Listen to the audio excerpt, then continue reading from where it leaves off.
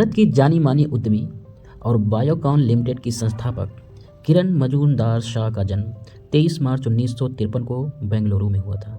वह भारत की सबसे अमीर और प्रभावशाली महिलाओं में से एक हैं, जिन्होंने बायोटेक्नोलॉजी के क्षेत्र में नई ऊंचाइयों को छुआ है। किरण मजूमदार शाह के पिता रासायनिक इंजीनियर थे और बियर बनाने की इंडस्ट्री में काम करते थे। उन्होंने अपनी प्रारंभिक शिक्षा बिशप कॉटन गर्ल्स स्कूल से की और फिर बंगलौर यूनिवर्सिटी से जूलॉजी में ग्रेजुएशन किया।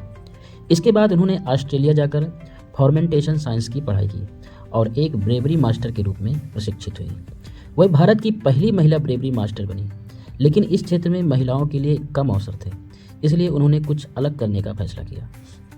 1978 में उन्होंने आयरलैंड की एक कंपनी बायोकॉन बायोकेमिकल्स लिमिटेड के साथ मिलकर बायोकॉन इंडिया की स्थापना की। शुरुआती दिनों में उन्हें कई चुनौतियों का सामना करना पड़ा। निवेशकों ने एक महिला उद्यमी पर भरोसा नहीं किया, बैंकों ने लोन देने से इनकार कर दिया और योग्य कर्मचारी मिलना भी मुश्किल था। लेकिन उन्होंने हार नहीं मानी। उन्होंने अपने घर के गैरेज से कंपनी की शुरुआत की और धीरे धीरे बायोटेक्नोलॉजी में नए इनोवेशन किए। उनकी मेहनत और दूरदृष्टि से बायोकॉन 2004 में भारत की पहली बायोटेक कंपनी बनी, जिसने IPO जारी किया और पहले ही दिन बड़ी सफलता हासिल की। बायोकॉन आज भारत की सबसे बड़ी बायोटेक कंपनी है और 120 से अधिक देशों में अपनी सेवाएं देती है।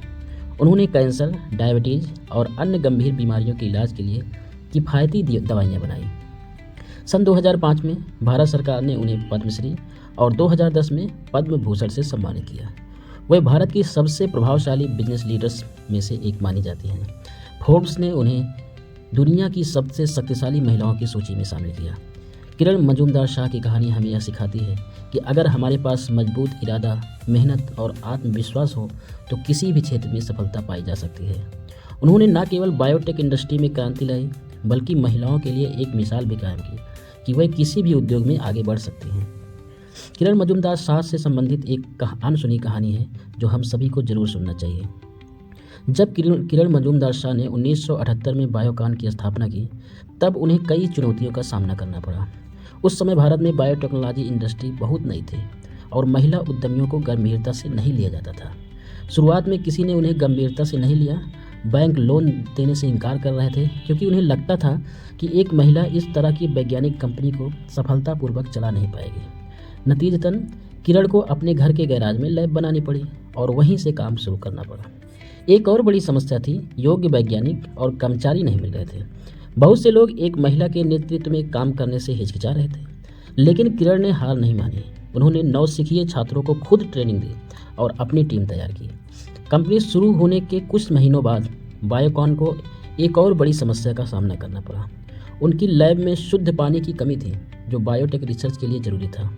पानी साफ करने के लिए जो तकनीकें उपलब्ध थी वो बहुत महंगी थी और नई कंपनी इसे अफोर्ड नहीं कर सकती थी। तब किरण ने एक देसी जुगाड़ निकाला। उन्होंने स्थानीय इंजीनियरों से मिलकर एक रास्ता और प्रभावी वाटर प्यूरिफिकेशन सिस्टम तैयार करवाया, जो पूरी तरह से उनकी कंपनी की ज़रूरतों के हिसाब से बना था। इस छोटे से इनोवेशन की वजह से उनकी रिसर्च बिना रुके जारी रही और उन्होंने शुरुआती दिनों की बड़ी बाधा पार कर ली। कड़ी मेहनत और इनोवेशन के दम पर किरण को जल्द ही पहला इंटरनेशनल ऑर्डर मिला। जब उन्होंने अपनी पहली डिलीवरी पूरी की तो वही बैंक जो उन्हें लोन देने से मना कर रहे थे, अब खुद उनके पास निवेश के प्रस्ताव लेकर आने लगे। यह कहानी बताती है कि अगर इंसान के अंदर दृढ़ संकल्प और समस्या को हल करने की क्षमता हो तो वह किसी भी मुश्किल को पार कर सकता है। किरण मजूमदार शाह ने न सिर्फ एक सफल कंपनी बनाई, बल्कि भारतीय बायोटेक इंडस्ट्री को नई ऊंचाइयों पर पहुंचाया। जय हिंद, जय भारत।